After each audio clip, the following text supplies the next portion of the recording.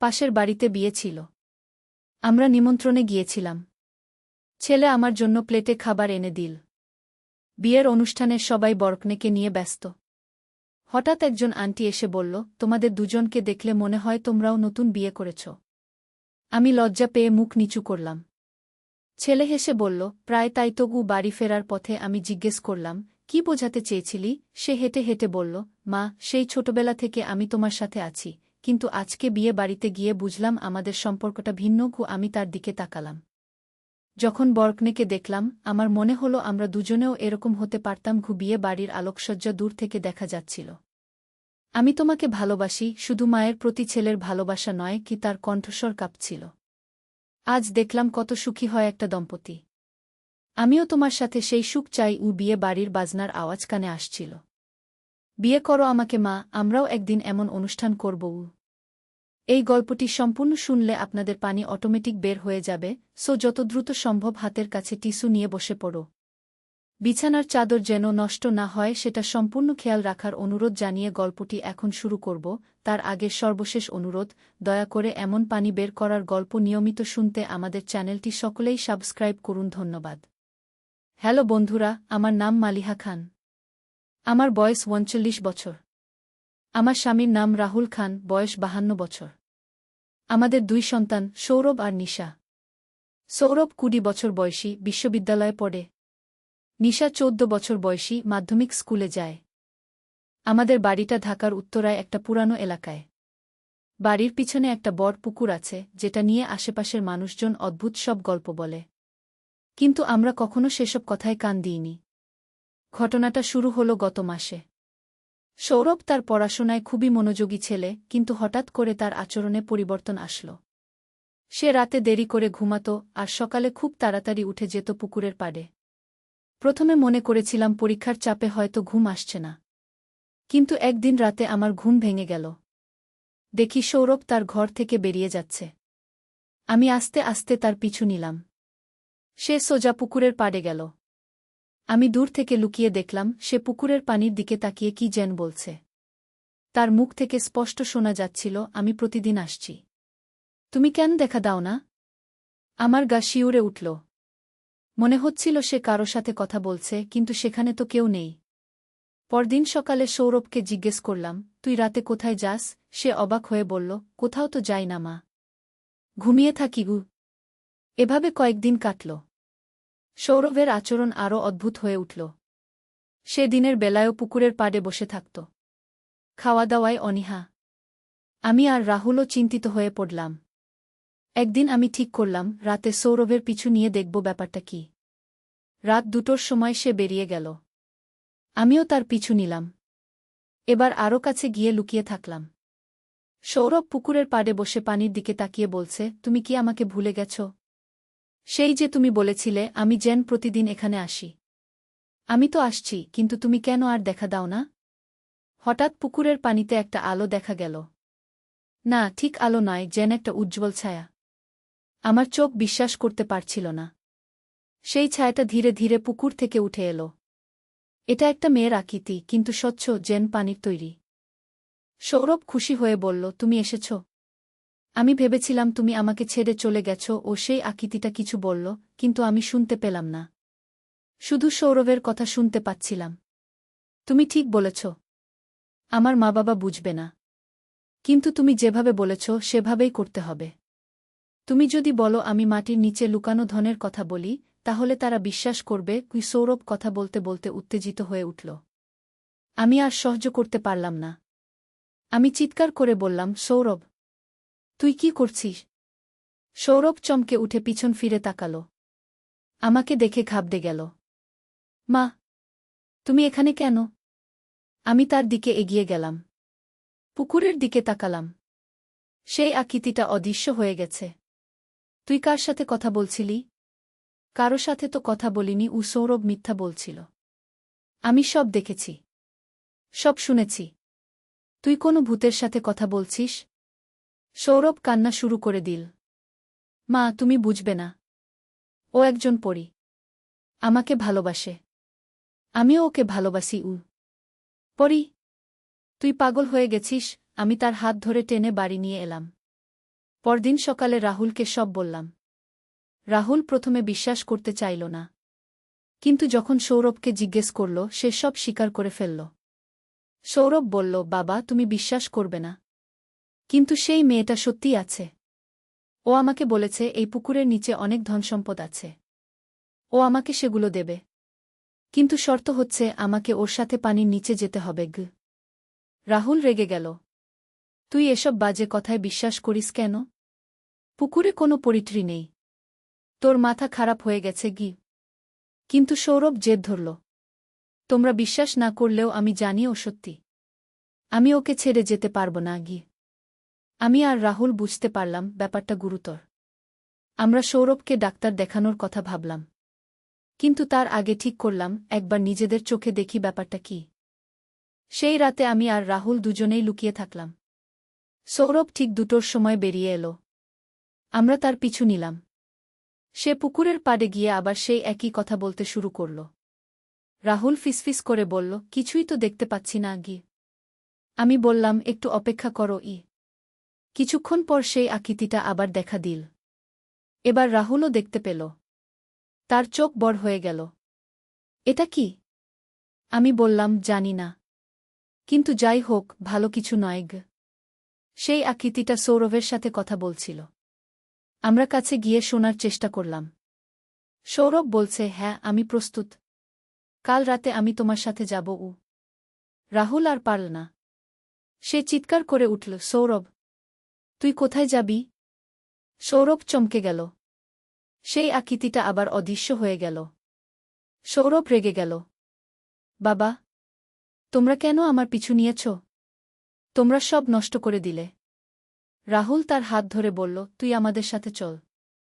এসব ভূতপ্রেতের চক্করে পড়িস না কিন্তু সৌরভ মানতে চাইল না। সে বলল, তোমরা আমাকে বুঝতে দিচ্ছ না। ও আমাকে অনেক ধনসম্পদ দেবে। আমরা সবাই সুখে থাকতে পারব।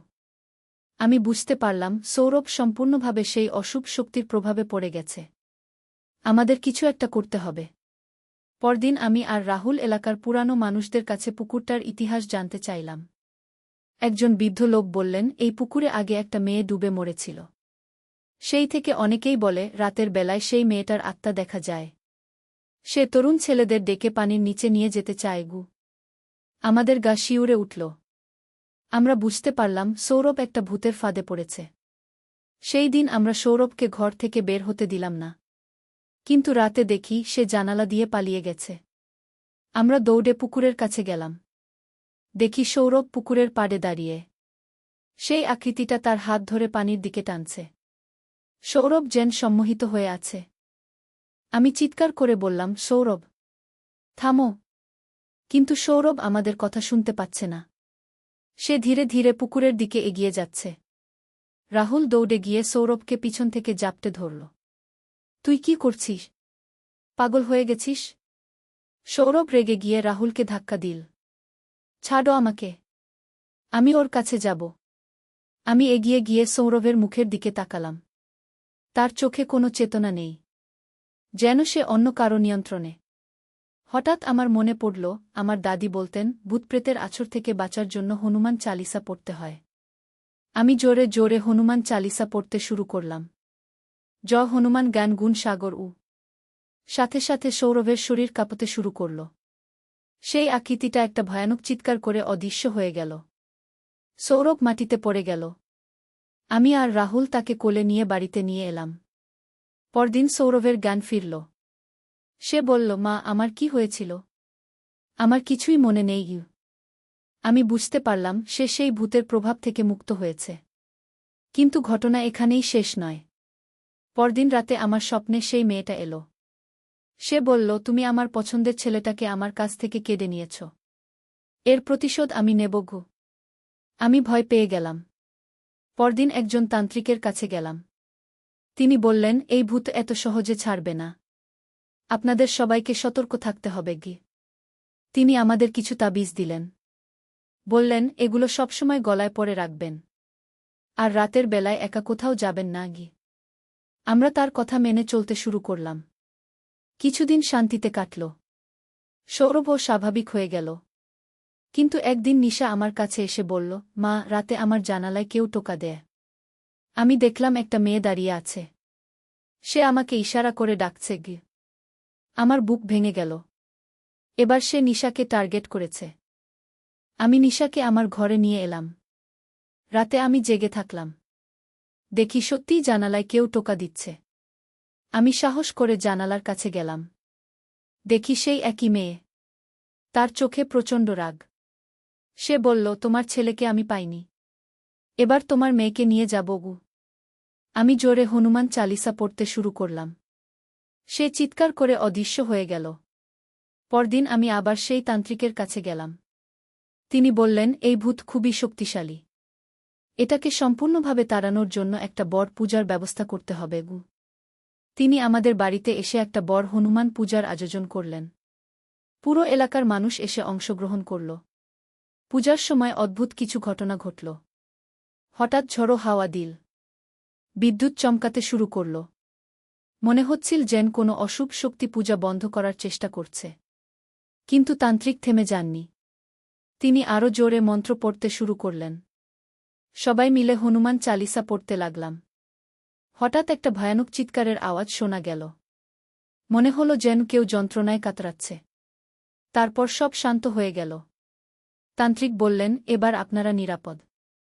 ওই ভূত এই এলাকা ছেড়ে চলে গেছে গু।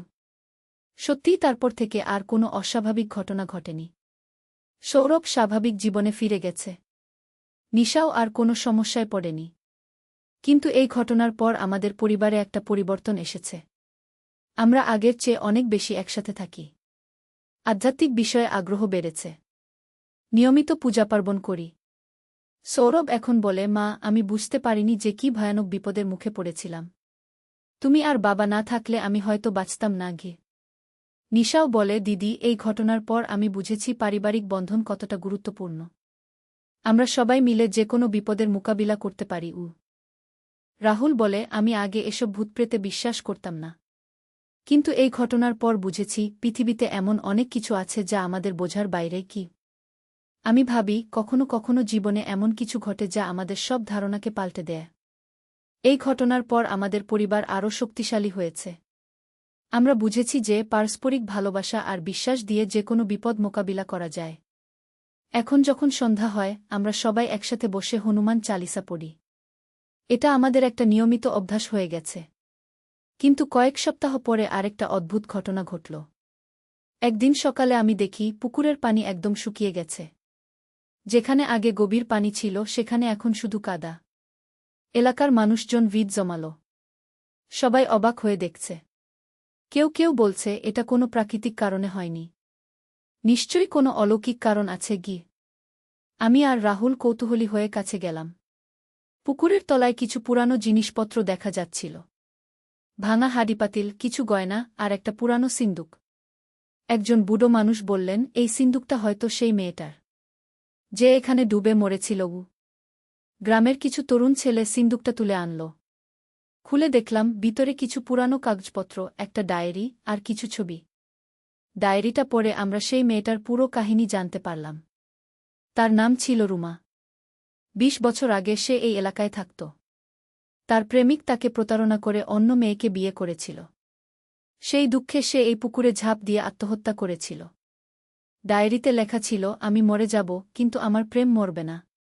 আমি ফিরে এসে একদিন এমন একজন ছেলেকে খুঁজে বের করব, যে আমাকে সত্যিকারের ভালোবাসা দেবে গু। আমি বুঝতে পারলাম সে সৌরভের মাধ্যমে তার সেই অপূর্ণ ভালোবাসার স্বপ্ন পূরণ করতে চেয়েছিল। আমরা ঠিক করলাম রুমার সঠিক সৎকার করব। তার হাড়গোড় খুঁজে বের করে সম্মানজনকভাবে দাফন করলাম। একজন ইমাম সাহেব এসে জানাজার নামাজ পড়ালেন। দাফনের সময় আরেকটা অদ্ভুত ঘটনা ঘটল। হঠাৎ আকাশে একটা সাদা পাখি এসে কবরের উপর ৩ বার চক্কর দিয়ে উড়ে গেল। সবাই বলল, এটা রুমার আত্মার শান্তির লক্ষণ। সেদিনের পর থেকে আমাদের এলাকায় আর কোনো অস্বাভাবিক ঘটনা ঘটেনি। পুকুরেও আবার পানি ভর্তি হয়ে গেছে। কিন্তু এখন সেই পানি স্বচ্ছ আর নির্মল। এই পুরো ঘটনার পর আমাদের পরিবারে যে পরিবর্তন এসেছে সেটা শুধু ভয় বা সতর্কতার কারণে নয়। আমরা বুঝেছি যে জীবনে শুধু দৃশ্যমান জিনিসগুলোই সব নয়। অদৃশ্য জগতেও অনেক কিছু আছে। সৌরভ এখন আর রাতে দেরি করে ঘুমায় না। সে আমার সাথে রান্নাঘরে সময় কাটায়, আমাকে বিভিন্ন বিষয়ে পরামর্শ নেয়। আমার কাছে তার নির্ভরতা বেড়েছে। একদিন সে আমাকে বলল, মা, সেই সময় আমার কিছুই বুঝতে পারতাম না। মনে হচ্ছিল আমি স্বপ্নের মধ্যে আছি। কিন্তু এখন ভাবি, তুমি যদি আমাকে বাঁচাতে না আসতে, আমি কোথায় যেতাম গু? আমি তাকে বুঝিয়ে বললাম, সন্তান মায়ের কাছে পৃথিবীর সবচেয়ে দামি সম্পদ। মা তার সন্তানের জন্য জীবন দিতেও পিছিয়ে যায় না গে। নিশাও এই ঘটনার পর অনেক পরিপক্ক হয়ে গেছে। সে এখন রাতে একা ঘুমাতে ভয় পায় না, বরং বলে, দিদি, আমি জানি তুমি আর ভাইজা আমাকে রক্ষা করবে গি। রাহুলও অনেক পরিবর্তন এনেছে তার জীবনে। সে আগে অফিসের কাজ নিয়ে এত ব্যস্ত থাকত যে পরিবারের জন্য সময় দিতে পারত না। এখন সে তাড়াতাড়ি বাড়ি ফেরে, আমাদের সাথে সময় কাটায়। একদিন রাহুল বলল, মালিহা, এই ঘটনার পর আমি বুঝেছি পরিবার কতটা গুরুত্বপূর্ণ। আমি যদি সেদিন তোমার কথায় কান না দিতাম, আজ হয়তো আমাদের সৌরভ থাকত না গি। আমিও অনুভব করেছি যে এই ঘটনা আমাদের পারিবারিক বন্ধনকে আরও মজবুত করেছে। আগে আমরা যে যার মতো করে জীবনযাপন করতাম, এখন আমরা একসাথে সব কিছু ভাগাভাগি করি। প্রতি শুক্রবার আমরা সবাই মিলে মসজিদে যাই। জুম্মার নামাজের পর দোয়া করি যেন আল্লাহ আমাদের পরিবারকে সব ধরনের বিপদাপদ থেকে রক্ষা করেন। কয়েক মাস পরে আমাদের বাড়িতে আরেকটা খুশির খবর এলো। সৌরভের বিশ্ববিদ্যালয়ে ভর্তির ফলাফল বের হল। সে ভালো একটা বিষয়ে ভর্তি হওয়ার সুযোগ পেয়েছে। সৌরভ খুশি হয়ে বলল, মা, এটা তোমার দোয়ার ফল। তুমি আমাকে বাঁচিয়েছ বলেই আজ আমি এই সুযোগ পেয়েছি গু। নিশাও তার পড়াশোনায় ভালো করছে। স্কুলে তার রেজাল্ট আগের চেয়ে অনেক উন্নতি হয়েছে। শিক্ষকরাও তার প্রশংসা করেন। আমি ভাবি, কখনো কখনো জীবনে এমন কিছু ঘটনা ঘটে যা আমাদের সম্পূর্ণ দৃষ্টিভঙ্গি পাল্টে দেয়া। এই অভিজ্ঞতা আমাদের শিখিয়েছে যে পারিবারিক ভালোবাসা আর একটাই পারে যে কোনো সমস্যার সমাধান করতে। এখন আমরা প্রতিদিন একসাথে খাওয়া দাওয়া করি। সন্ধ্যার পর সবাই মিলে বসে গল্প করি। পুরানো দিনের স্মৃতি নিয়ে হাসিঠাট্টা করি। সৌরভ মাঝে মাঝে বলে, মা, আমি কখনো ভাবিনি যে আমাদের এমন একটা অভিজ্ঞতা হবে। কিন্তু এটা আমাদের আরও কাছে এনেছে গিয়ে। আমি মনে করি এই গল্পটা শুধু একটা ভৌতিক অভিজ্ঞতা নয়। এটা একটা পারিবারিক অভিজ্ঞতা, যা আমাদের শিখিয়েছে যে ভালোবাসা আর বিশ্বাসের কাছে কোনো অন্ধকার শক্তি টিকতে পারে না। আজও যখন আমি সেই পুকুরের পাশ দিয়ে হেঁটে যাই, মনে হয় সেখানে এখন শান্তি বিরাজ করছে। রুমার আত্মা এখন শান্তিতে আছে। আর আমাদের পরিবার আগের চেয়ে অনেক বেশি একসাথে আর খুশি।